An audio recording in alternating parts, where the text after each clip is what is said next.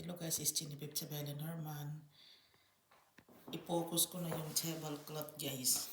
Kasi since nag-share naman ako about my life, bago ko ito binili sa Tiger this year lang. This year, ano ngayon, 26. At saka nagbili ako noon ng sikat na Gardenia. It's curtains. Basta guys, hindi nyo na maintindihan na paano na kami dito sa Sweden. All you need to do is to follow the lead of my own channel.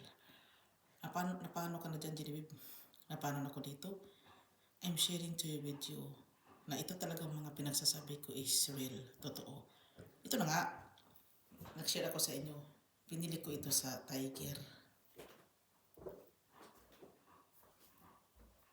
I'm not making, I'm buying, right? Yung iba ginawa, yung iba binili. Mine is to both. I bought this there in the city of Norrköping kasi nakatira kami sa Forest. Guys, dito na ako. Maraming salamat. Bye!